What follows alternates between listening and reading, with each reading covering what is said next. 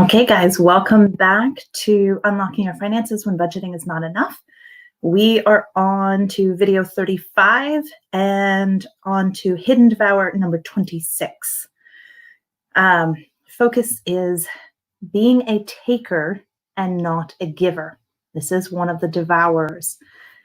And as I was taking a little break just to help my daughter with the activity that she needed, I got new understanding that there are 3 different realms where we can be takers and not giver. Takers from others, takers from God, and takers from ourselves. So that is just so cool how God participates with us in getting this information out. So much fun. So what does devouring look like in this specific issue of being a taker? Well, one of the things is that it cuts off the blessings that only go to the generous. And so when you search through the scriptures and all the different verses that are available in your manual on page 47, which if you don't have a manual yet, you can download it. It is on myfatherswitness.com. Under the resources tab, you can download the 81-page manual there. So all the scriptures are listed. I'm not going to read through all of them. You can do that for yourself, or else these videos would be a whole lot longer. So yeah, we lose blessings that go only to the generous. It also violates the law of sowing and reaping, as well as the law of being fruitful and multiplying. And so when we're always selfishly taking, again, it goes back to me instead of being focused on other people, of how we can bless others, not for manipulation, not for control, but just out of the sheer joy of being generous. We're supposed to be cheerful givers, not grudging givers, not manipulative givers, not giving to get, which, by the way, is what tax receipts are actually for many people, especially if you notice you find yourself in a position of you want to give your tithe and you're looking only at the places that can give you a tax receipt, you know that you are in bondage to giving to get. One of the ways to break that area of bondage is to ask the Holy Spirit intentionally, where can I give in a place that I won't receive anything? There's a verse that talks about not having the left hand knowing what the right hand is doing, in the sense of when you're giving tax receipts. In some churches, not all, but in some churches, the people who tithe a lot, they are treated differently and they get more honor. They get more influence when it comes time to voting them onto the elder board. They will be more likely to end up on the elder board because they have financial pull. And those are very dangerous kinds of dynamics. Just because somebody may not be tithing to your church does not mean that they're not tithing. And we've even come across cases like that where people have told us where their pastors come up to them and confronted them and said, "How come you aren't tithing?" And it ended up causing a lot of offense. Well, one, because he was assuming that because they weren't tithing to him and that he deserved their check, that they weren't tithing. And they were actually giving a huge amount. It's just that God had directed them to give elsewhere. And so those are some of the dynamics on a couple different levels that need to be guarded against. So if you do find yourself in that trap, and really it's mammon that is connected with all of that, just going to the Lord, repenting of it, asking him to expose any of those areas of bondage in your heart. The other area of being a taker is not only taking materially, but taking spiritually. And so, for example, when you take in spiritual food and you feed yourself and you feed yourself and you feed yourself, but you're never pouring out to other people that all the stuff that you're learning, possibly even all the stuff that you're learning, revelatory as well. If you're not pouring out what you're receiving, possibly sometimes you have to digest it first before you release it in various ways in a wise manner, that you end up as a stagnant reservoir. So if you have living waters flowing, but it's not going out, you end up in a situation of a dam.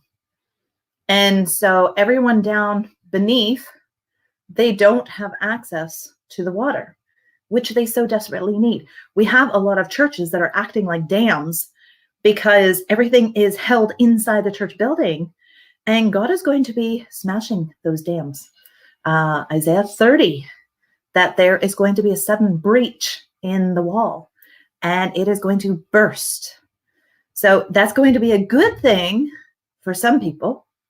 It is going to be bad for the ones who have become the dam, and they will end up getting destroyed when that dam breaches.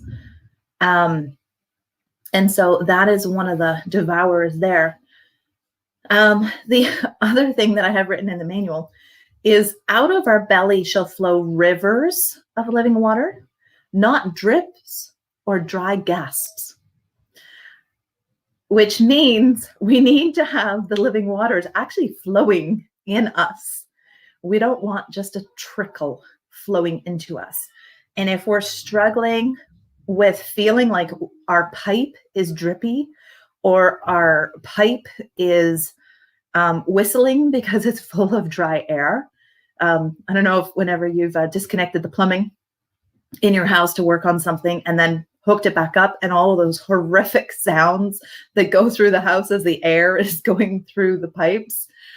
It doesn't sound very good in the natural. Can you imagine what it's sounding like in the spiritual, of having a bunch of people that are gasping for air? Because if you think about it, if you're thirsty, if you're in the desert, you're gasping. And so, one, if you are gasping, you need to get to living water. That may mean changing your location, changing, and what I mean by changing your location is changing your church. Because if they're not connecting you to living, pure water, get out and go somewhere else. Two, it could be that you need to be listening, feeding your spirit with a living media.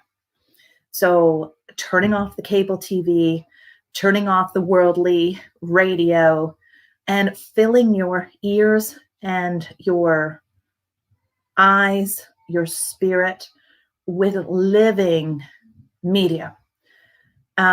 Because if you're getting mixture, the life and the death are going to be competing, and you'll end up sick.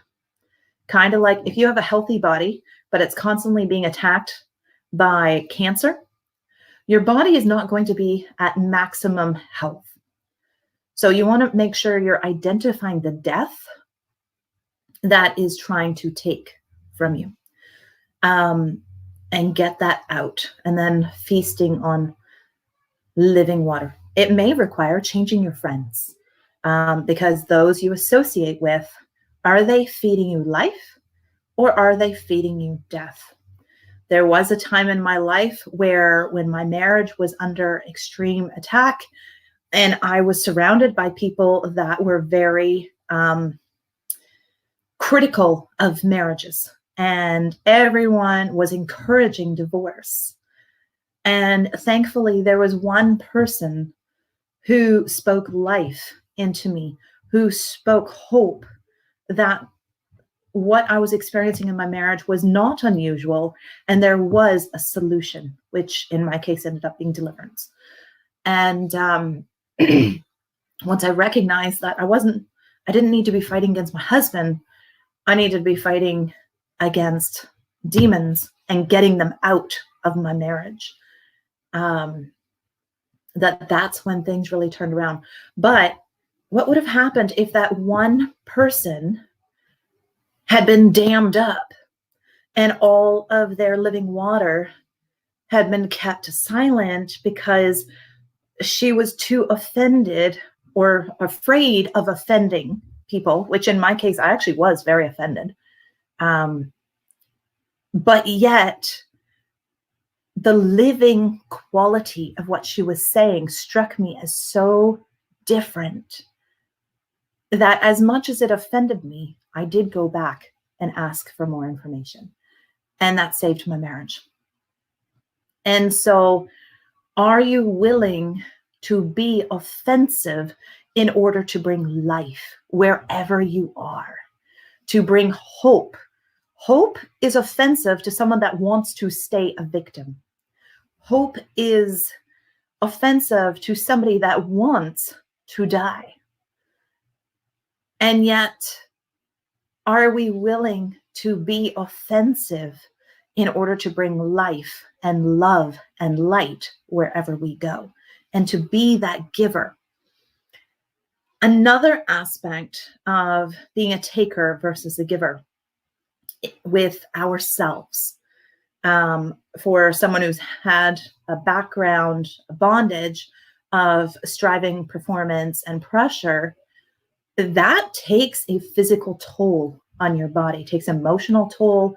The constant go type A personality, it wears down your physical body.